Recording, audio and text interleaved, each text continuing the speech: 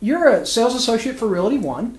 Mm-hmm. Talk about what your typical task is and what you do as a real estate sales associate. Of course. On a day-to-day basis, I'm looking to either put buyers into properties and or sell my current clients' listings. A lot goes into networking, and what I mean by that is I kind of have a base network, which we kind of call a sphere of influence here, and then within that I derive business, whether it's listings and or purchases, and obviously I work for sellers and buyers. And day-to-day wise, I do a lot of market analysis, house searches, things of that nature, and then obviously contract negotiations. Okay, so you take somebody from the very first of it all the way through the closing at the different steps Of course. of the deals. What is your favorite piece of the business?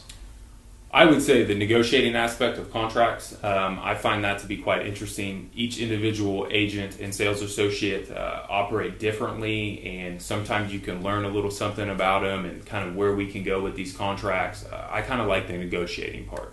And then obviously once I get through that and I get the green light and I know that we've got the deal done, I love making that phone call and or face-to-face telling people, guys, congratulations, you just got your first home, or maybe your second or your third home, but your dream home is now yours. And so that's by far the favorite part for me. So your task is you're helping somebody make probably the most significant investment they've ever made in their life. Right. So it's something I would guess you take very seriously and Yes. and feel like is important for them to make the right decision. Right. A lot goes into that. Once again, back to market analysis, I'm rigorous with numbers. I want to make sure that we are not overpaying for properties. Being that this is one of the largest investments someone will ever have, I want to make sure that they make the right one. A lot of the times emotions come into it on the buyers and or the seller side, and sometimes a buyer will say, I don't care that it's overpriced, I'm willing to pay another 10 or 20,000, whereas you have to kind of sit back and look at it and say, guys, this is the largest investment you're ever going to make. We need to be completely intelligent about this. Maybe we shouldn't do this. So take another look at the comps and exactly, make sure that you're exactly. Because here's the thing is that if they call me in 3 years and they overpaid for that property, then I have to go make that hard conversation at most likely their dinner table and say, guys, you overpaid for the property.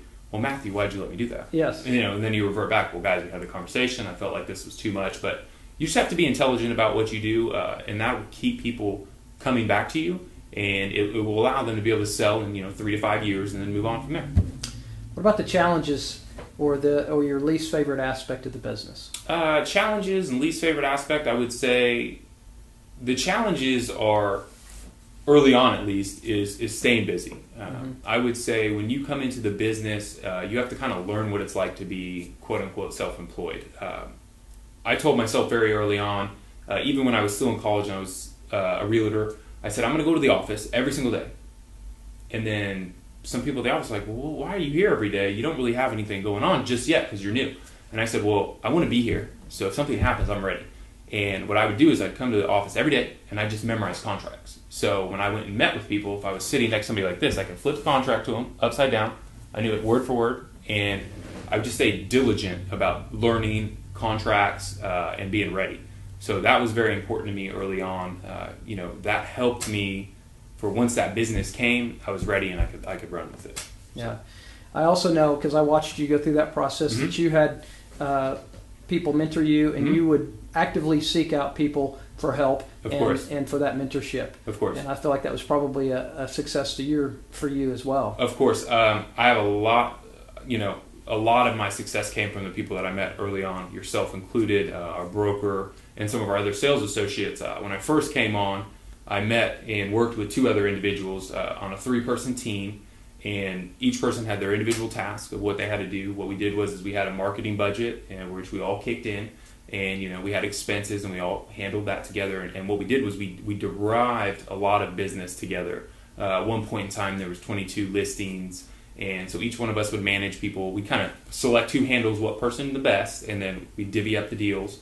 And then everything was split by the 3. But what that enabled me to do was learn from people that have been doing this for years. And then once those people ended up leaving, all that business stayed with me. And then at that point, I knew how to manage it, and I just took off on my own from there. But mentorship was 100% key aspect of still being in business today. Great. And where'd you go to school at? Where'd you go? University of Central Oklahoma. I graduated in December of 2008, and proud to be a Bronco.